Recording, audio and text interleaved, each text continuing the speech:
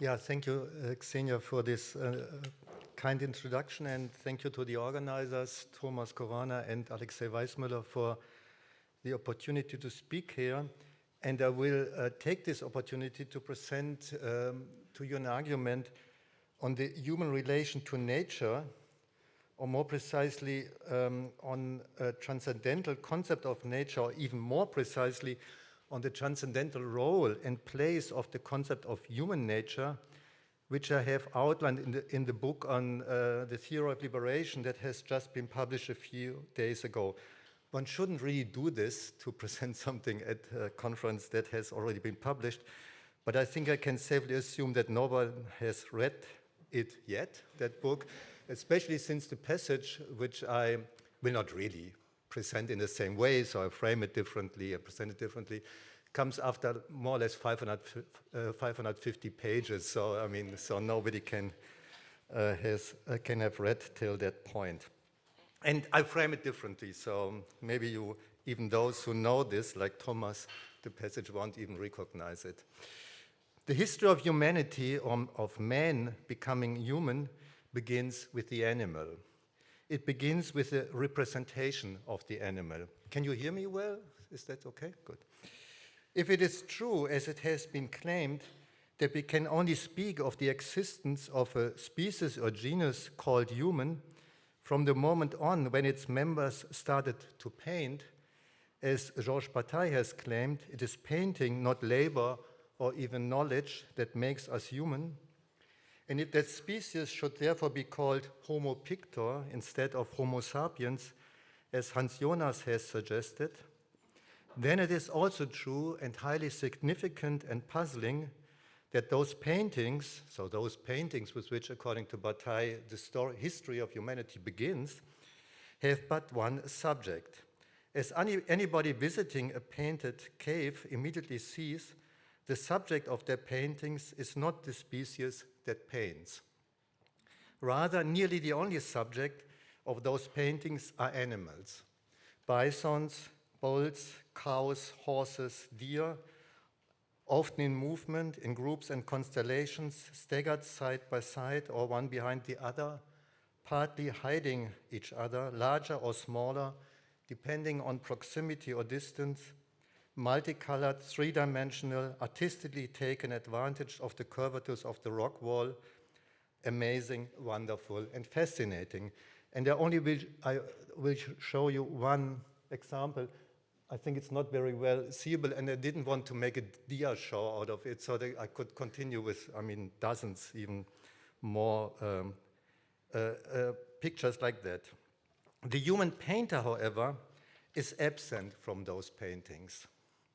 The two roles of the painting subject and the painted subject or object are cast by different species, humans and animals.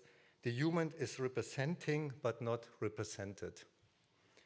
However, this is precisely the way in which the human is present in these paintings that only represent the animal.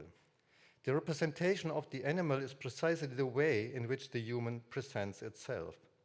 This is why and how the act of painting the animal is also the act of self-manifestation, or maybe even self-creation of the human. The painting of the animal is a human self-portrait. But what does it show us of the human painter or the painting human? There are two ways of reading the human-animal relation established by the cave paintings that should be rejected right from the start. Or at least I want to reject right from the start. You will see in a moment why. Namely, either as a moral identification or as an epistemological differentiation.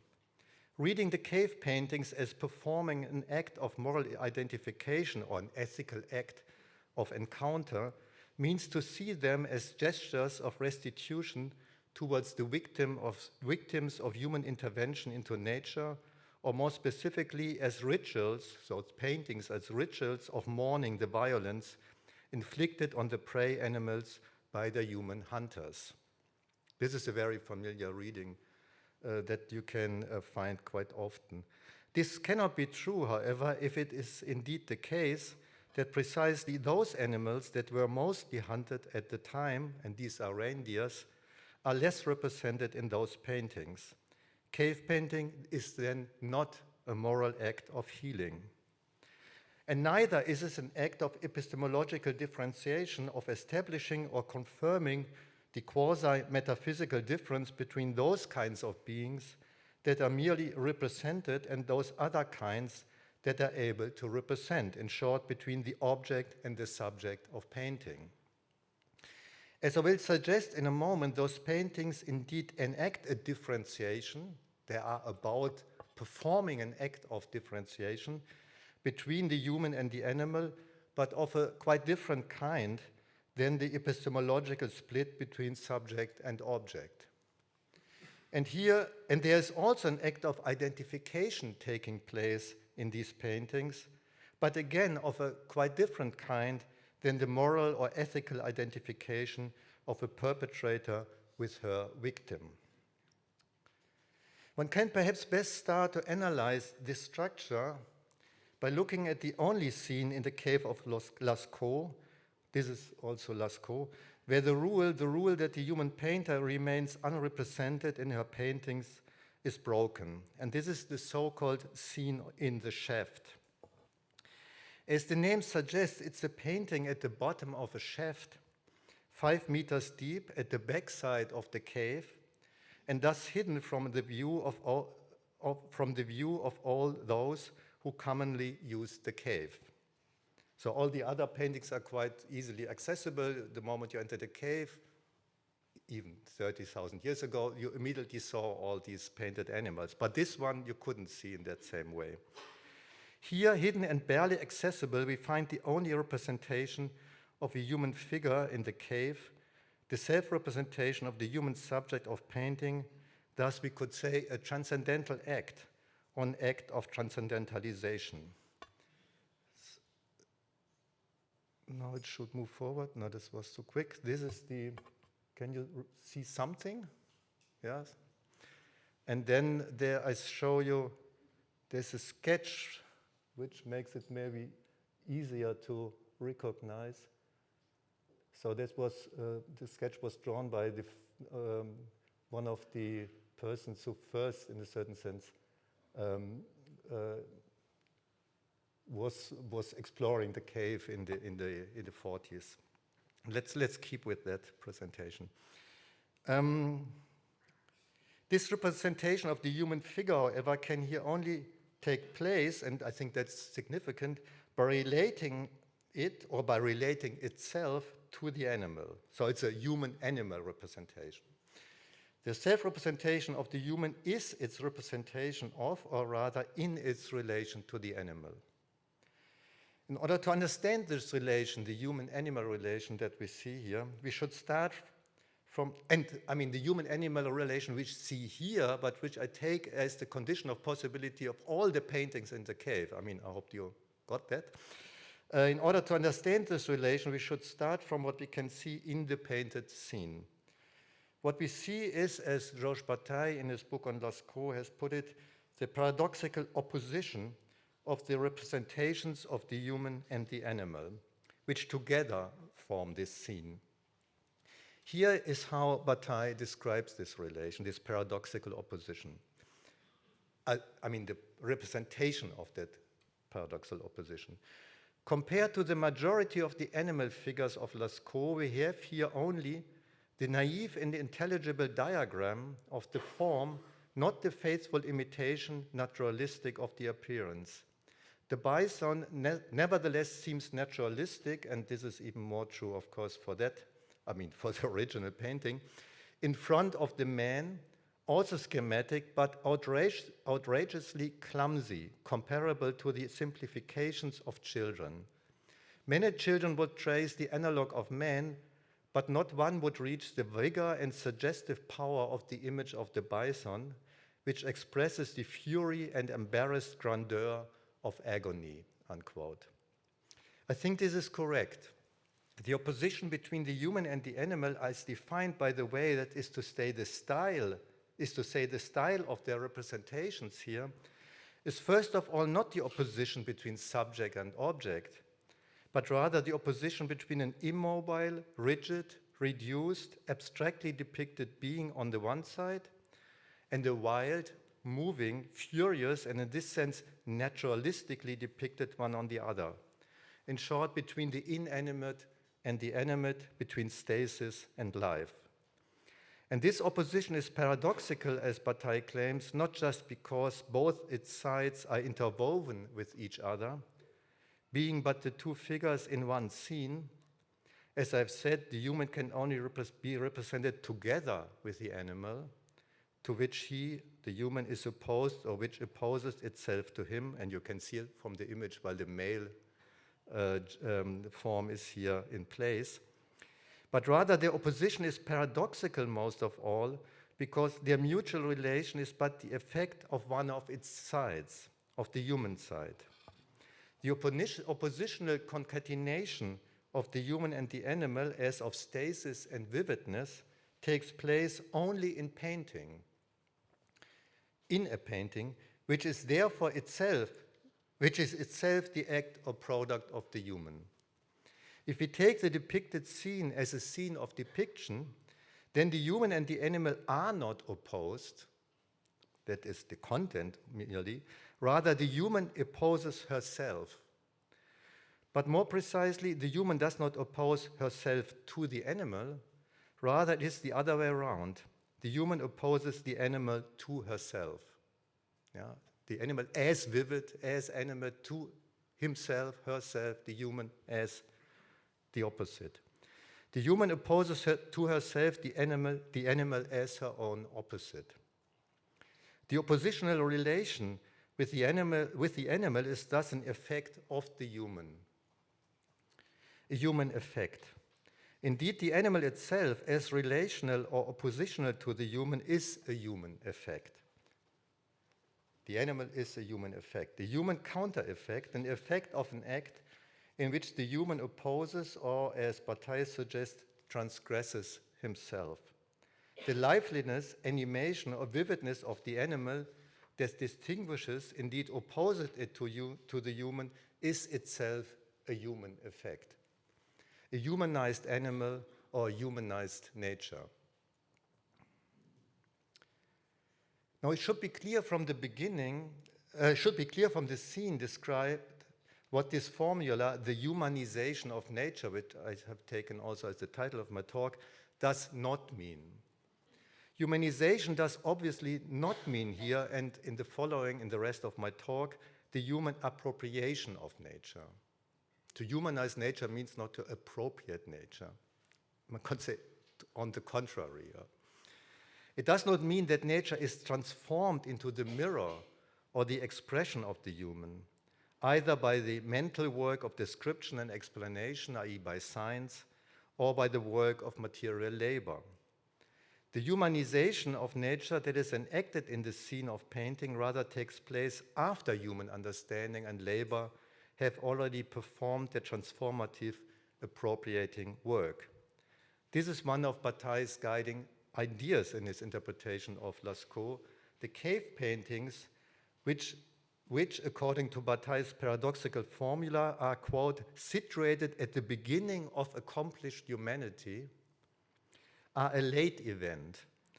The beginning of humanity comes late. It is the second, and as the second, it is the first true humanization after the first one by technique and industry, which never have led outside the necessities of mere life. For Bataille, as you know, work and instrumental knowledge are merely animal or biological phenomena, not truly human ones. The other humanization of which I speak here does not consist in making nature one's own, but on the contrary, in bringing about, or is it experiencing? I will come back to this ambiguity later. In bringing about or experiencing a different nature, a nature that is different from the working and knowing human being and the object she produces and recognizes. It consists in making nature other than human, and this only the human can do. Now, I want to begin my explanation of this thesis which we'll do without further reference to animals, caves, paintings, and Bataille, and therefore I will stop the image, by drawing a terminological distinction. This is to make explicit a conceptual distinction which was indirectly already in play, namely the distinction between the human and, as I will also say in the following, the human individual and the subject. When I spoke of the human in my last remarks, it was in two different senses which now need to be distinguished. The human as the subject, like in work or knowledge, and the human as the place or scene on which a different kind of nature, a beastly, living, furious nature appears. The human as the subject, that is, that makes nature his or her own, and the human that experiences nature as her other. The human as appropriating nature and as othering nature, of making nature other or different from itself. To identify the human and the subject, which should, in my reading, should be distinguished, to identify them defines the ideology of humanism. Here it is about the difference, or more precisely about their paradoxical opposition, that was or is Bataille's term. Hence, what I will try to explore in the following is how the becoming human in the first sense, namely the becoming human as subjectivation, becoming the subject of knowledge and labor, produces by itself the counter effect of a second humanization, namely the specifically human experience or production of the inhumanity of its own nature. In order to show this, I will proceed in 3 steps. The first step is about the dialectical entanglement of the normative subject and the natural individual, which one could call the scene or the place of the human. The human is that paradoxical entanglement, in my view, of the normative subject and the natural individual. In the second step, I will very briefly say something on the concept of life in this context, but this is just a few lines. And in the third step, I will suggest a definition of the concept of the human as the natural condition and counter effect of subjectivity. And this is, of course, the decisive step. Okay, I begin with the first step. The process of subjectivation, I mean, this is common sense now, but I just need to remind you of what is the starting point of my argument. The process of subjectivation is the process by which the human individual, as it exists by nature, becomes the participant of a normative or symbolic order. Such a participant of a symbolic order is called the subject because it is subjected to the symbolical and normative laws as much as it endorses and realizes these laws. The individual then enters into a normative symbolic order through its subjectivation. But this means more precisely that the individual, is called into that order. It is introduced into the normative order and thereby enabled to participate in it by itself. That means subjectivation cannot be the individual's own act. It cannot have its principle, its origin in the individual, because the subject is normative, whereas the individual is pre-normative, and because the subject has its beginning outside of the individual. It is true that the individual does not merely suffer its subjectivation, it must do something by itself, but this doing is responding. So what we can do in order to become a subject is responsive to a call from outside. The beginning of subjectivation is suffered as an effect from its side. Outside, it begins with a command from outside or above. I have called the addressee of this command by which subjectivation begins, using, for instance, Rousseau's terminology in Contrat Social, an individual, individu. Here, the individual is a being that is not yet a part of or a party in, partie is Rousseau's term, a normative order, and therefore not yet a subject. This being, this is not yet normative, can in that sense be called natural. It is natural in the sense of being presupposed, that means not made or formed. It is the natural presupposition of the subject formation. More precisely, it is the presupposition of the subject formation made in and by the subject itself. That is now an important point, I think, is very close to what Karen yesterday explained as reflexivity condition. Yeah? So the concept of individuality is the subject's own concept, the concept that the subject uses to understand itself, to make intelligible to itself how it has become in the first place. That the formation of the subject begins with the natural being of the individual and thus presupposes it is therefore not a finding or a statement from outside, something that we know by observation or that is taught to us by empirical science. Rather, it is immanent to the formation of the subject and hence a constitutive element of the subject's self-understanding. In its self-understanding, the subject presupposes the natural being of the individual. To have been a natural being, an individual, is a retroactive effect in and by the subject formation. If this describes why and how the presupposition of nature is made in the process of subjectivation, then the question lies in what its content is. So we have to presuppose that we have been natural beings, but what do we mean by that? So what do we presuppose? That is now the question. What do we presuppose about ourselves? What was our nature by which our subjectivation has begun? And again, this is not a question of empirical science, it's a question of thinking about oneself. So you can do it in an armchair at home. Yeah? So there's something. And I think it's determined obviously in a double sense, and again, I can be quick here. The first side is because the formation of the subject begins with the individual being addressed from outside, the subject formation cannot be an expression or a consequence of the individual's nature. It cannot be a natural effect, or the subjectivity cannot be an effect of evolution. It goes beyond or transcends what the individual is by nature. Or one could even say the subject opposes itself to its own nature, or it presupposes the natural being of the individual as opposite to itself. The subject understands itself as being different from what it was by nature. In the subject formation, to presuppose oneself as nature is to oppose oneself to that very same nature. So that is the one side. So a relation of opposition, of differentiation, of understanding myself as being different as a subject from what I was by nature. The other side is that the formation of the subject can only begin by being addressed in a command from outside, as I said. It can only begin if the individual that will therefore become a subject can hear and take up this command. In order for subjectivation, the formation of the subject to be possible, the individual must be formable, plastic, one could say, yeah? Capable of being formed into a subject.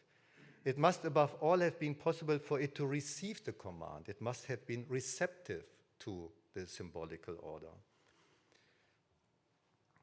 Before, or more precisely, as we will see, by obeying the external command, the subject must already be receptive to it as a natural individual, receptive to normativity by nature. That means, this implies that the natural being of the individual then cannot be only the other of the subject into which it is transformed. It cannot be presupposed only as the other of the subject, for then it becomes completely incomprehensible.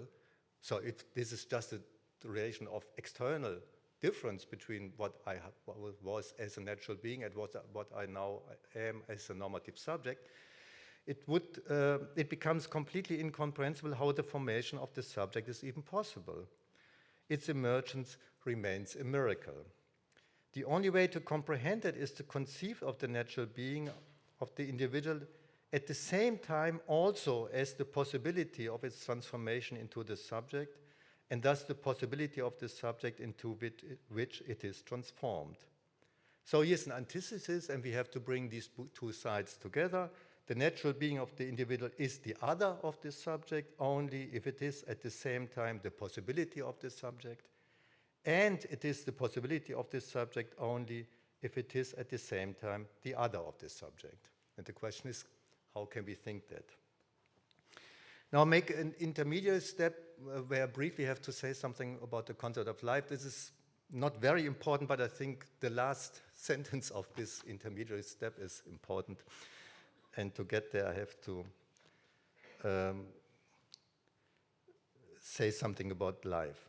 Now the precondition, so when we think about what is the precondition, what do we have to assume about our natural being in order to understand that we have become subjects? And the first thing we have to assume about our natural being is that we were alive already. Yeah? So we need the concept of life.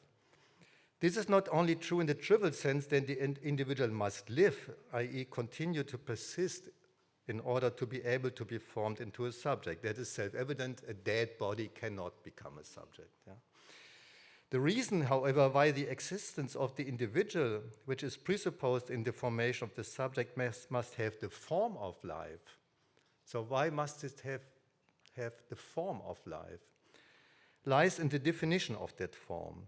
The reason is therefore formal and not just material, factual existence. Life means, this is the minimum definition. It's not very interesting, but at least it's a minimal definition.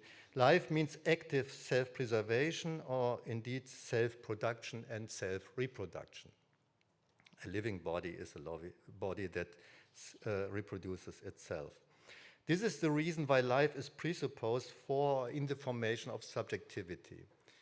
It is presupposed because the living existence of the individual and the normative because the living existence of the individual and the normative symbolical, in that sense, as we Hegelians say, spiritual existence of the subject are two different ways of realizing one and the same basic general structure. They are both two different modes of self-production, two modes in which something or someone exists only in such a way that it brings forth and shapes itself. Or as Thomas Korana has said with Aristotle and explained with Hegel, individual life and subjective spirit, or spirit as subjective, are, quote, two different species of one genus. The formation of the subject, therefore, presupposes that its natural basis, the individual, is alive, i.e. has the form of life, because to be a subject consists in carrying out yet again, although in a different way, exactly the process of self-production that already takes place by nature in the life of individual.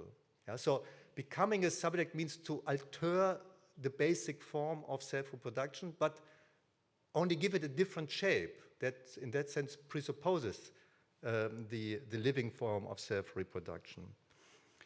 The formation of the subject is nothing other than the duplication, if this is Verdopplung, so duplication, whatever, yeah? And thereby the spiritual transformation of the living self-production of the individual. And this is now the decisive consequence of that. Thus, only a natural being can become spiritual whose mode of being is biological, or more precisely animal. Yeah, this is the argument where only an animal can become a subject, not a stone. Okay, that was the intermediary step, so that led me to that consequence. So to the animal, back to the animal. So that is the reason why we have to think about the animal in order to understand the human. And now come to the third step, and that's the decisive thing. However, not every animal, I take it, can be formed into a subject, or is formable, capable of being formed into a subject. Not every animal is susceptible to the normative imperative or command by which the formation of the subject begins. The very process of subjectivation that presupposes in and by itself the difference, or rather the active differentiation of the one animal from the other animals. This one animal whose living self-reproduction can become spiritual can be called a human being. Now, it does not help here to define the concept of the human, as it has often been done in the history of philosophy, as designating that specific class of animals that somehow already possess the normative and symbolical capacity in their natural being. That is, that are already normative by nature, in a way that is yet undeveloped in their disposition or potentiality, as it has been called since Aristotle. This assumption contradicts the first condition that I established or reminded you of before, namely that the natural being of the individual must be the other of the subject, indeed must be opposed to the subject that presupposes it. The possibility of becoming a subject which defines the natural condition of the human, i.e. that specific natural condition that we call human, thus cannot have the form of a capacity. I've claimed before that the identification of the human and the subject is the basic definition of humanism. As it now turns out, the conceptual operation by which this humanistic identification is performed consists in turning the spiritual capacity of subjectivity into a natural potential, or vice versa, reading human nature as potentially spiritual. Humanism naturalizes subjectivity and spiritualizes nature.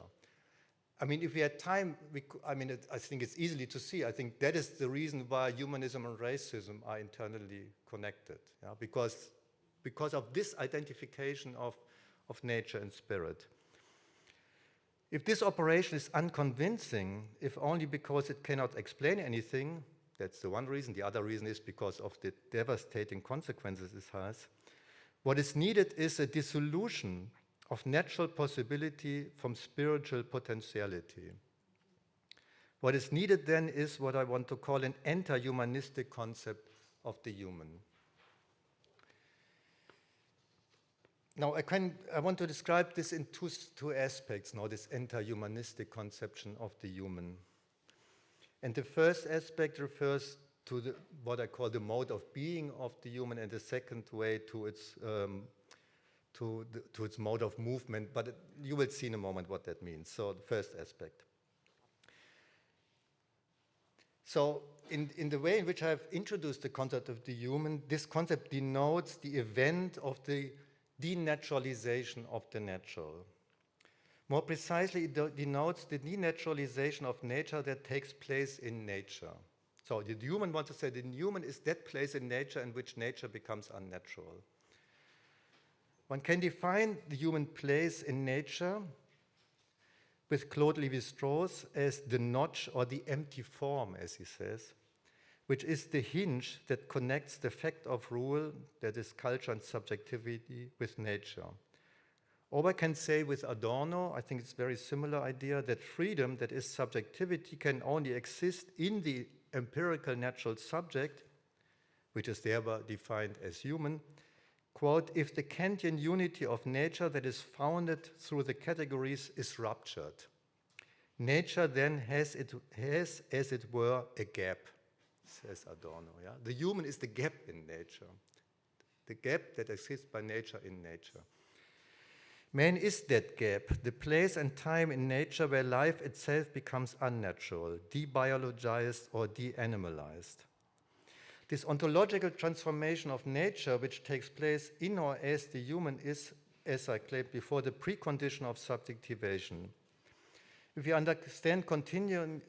we continue understanding this in a formal sense, as I just try, this means that the humanization of natural life only takes place in, or one could even say, I think, indeed, through subjectivation. So we cannot first look for a gap in nature, which we call human, and then say, okay, here the subject starts. It's the other way around. The subject already has started to emerge, and then it looks back at itself and detects that it was by nature a gap in nature. So it's a retrospective, as I said, category. There is thus, again, no positive existence of the, no, I already said this. Okay. That means that the human or humanity is a subjective category. Yeah? Only a subject can say, that is human. Only by thinking about itself it can say that. And that means that the natural individual becomes human only retroactively or retrospectively, by becoming a subject. The human is a retroactive, retrospective counter effect of the subject. Second aspect, so this is how the human exists, so as a counter effect. And this further implies that the concept of human, that's the second aspect now I begin to describe, also describes a different mode of operation of the living being, a different mode of life or of being alive. Biologically understood, life is the process of self-reproduction of an organism. In biology, life means autopoiesis. This process, despite all the variation and innovation it not only allows but requires, so there is only autopoiesis by variation, obviously, stands under the iron law of self-preservation, the preservation of the self. The process of life must form a closed circle. All strivings and movements, drives and enactments of the living being are defined as elements of this closing operation. Otherwise, the animal dies. The humanization of life, which is presupposed in the formation of the subject, consists in nothing other, I want to suggest, than setting free the individual striving and moving its life from the imperative of unity, of the preservation of the individual self, of self-preservation, and consists in driving its striving and moving until the point where it transgresses the individual's unity and self-preservation. So life beyond self-preservation, one could say, is human life. Human striving and moving disrupts the organic logic that defines its biological animal self-reproduction. This is, we could call the negativity of human nature, the negativity it is or it has by nature. So it's not a negativity that depends on thinking, but is prior to thinking. This negativity defines what we can call the force of the human, or the human as force, or it is nothing other than, I quote Zizek here, the strange movement which we call drive. For it is due to the movement of drive, Trieb, obviously, that again, Zizek, human life is never simply just or mere life. Human life is never simply just life. Drive is, as he also says, the zero level of humanization. It is that which drives human life beyond mere animal life, that which drives the human beyond the unity or identity of the living, self-preserving individual. And this is why the drive as such, as Zizek further explains, is but the death drive. This is not the drive towards death, obviously, but the drive as the force of a life that leads beyond the self-preserving and reproducing individual, which precisely enjoys this and therefore becomes human. So it's not just the moving of being driven beyond self-preservation, but affirming that, enjoying that moment that makes you human. The human is the enjoyment of negativity. As force or as drive, human nature therefore becomes infinite. Now, if you bring these two aspects together, it leads to the thesis that the normative interpellation from outside with which the formation of the subject begins presupposes by and against itself the natural infinity or infinite nature of the human. Only an individual who is negative in and by nature, the natural negation of its natural unity or identity, is able to receive the normative command.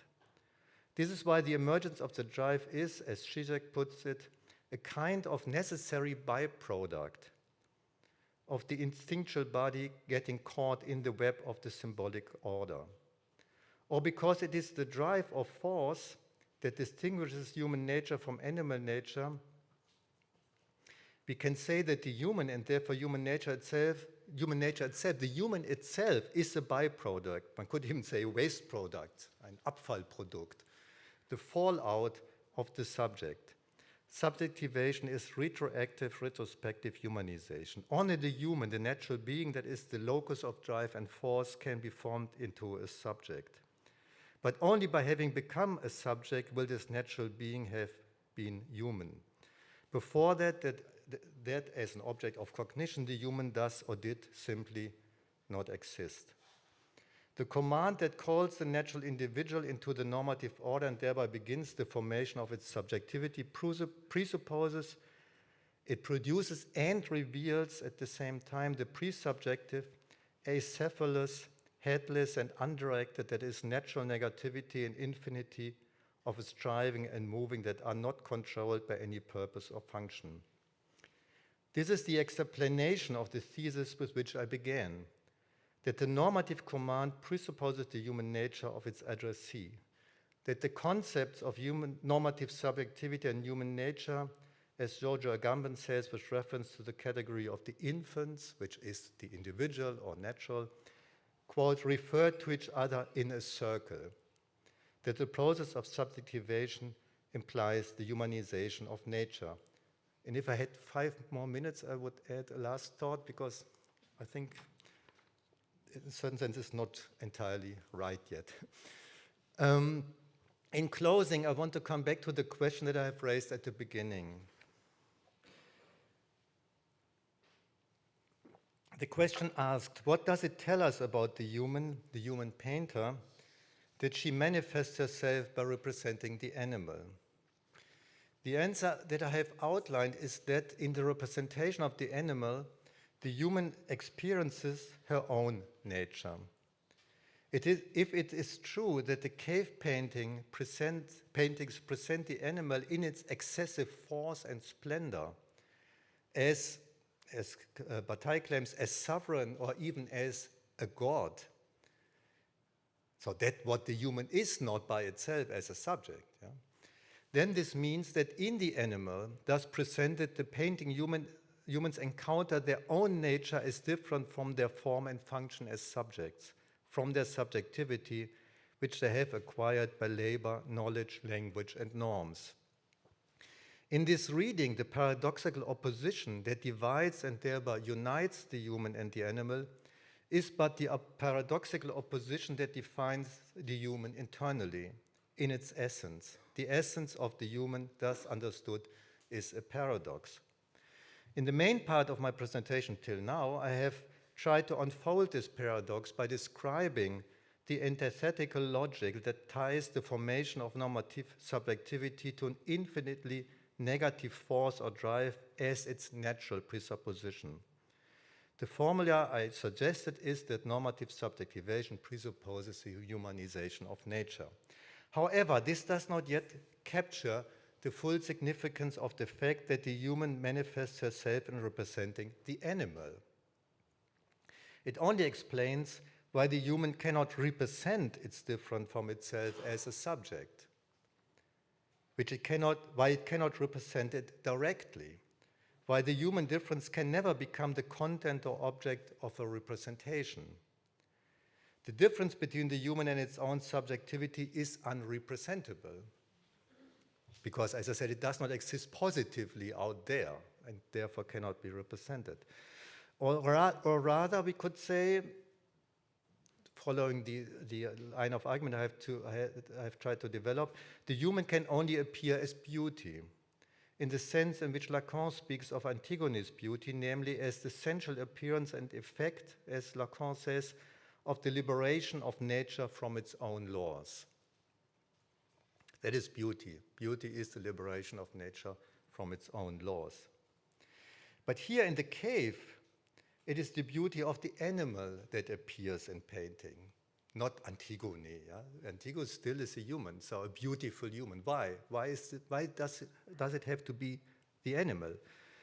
If the liberation of nature from its own laws is its humanization, why then is the human figure unable, or why does the human figure not suffice to make this transformation of nature appear? Why is the image, as Lacan says, of Antigone, and hence why is the genre of tragedy not enough? Why does it need the animals and hence painting? Because the animal does not appear in tragedy, but it must be painted. Or we need a movie for the animal. I think that the answer to these questions might be found, but this is just a hypothesis, I didn't really think about it till the end. I think that the answer to these questions, so why is Antigone not enough? Why Lascaux? Yeah. that the answer to these questions might be found in exploring the ambiguity that I've stressed 1 or 2 times before. I've said that by becoming a subject, the natural individual becomes human, or that nature becomes humanized retroactively or retrospectively. But this obviously is a difference, retroactive or retrospection.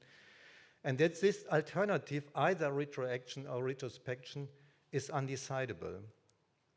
The alternative which we cannot decide is thus between either retroactively making our nature human or retrospectively experiencing our nature as already being human.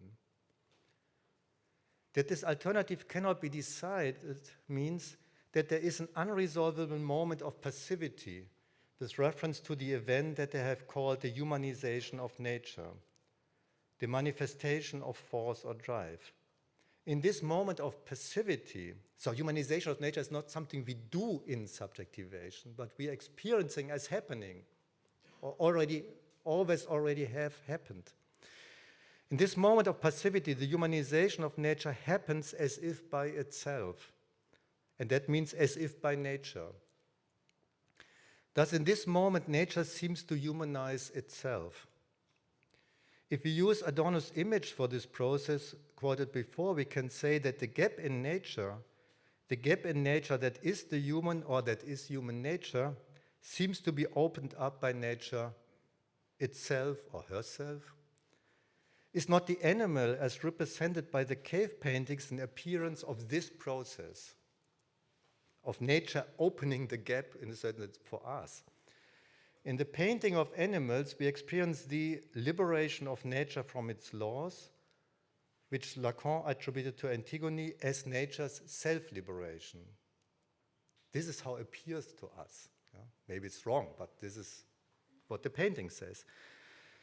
One might wonder if this is not the true meaning of a politics of nature, if politics is about liberation and nothing else, if that's true. Namely, as a politics in nature, maybe even perhaps by nature itself. Thank you for your listening.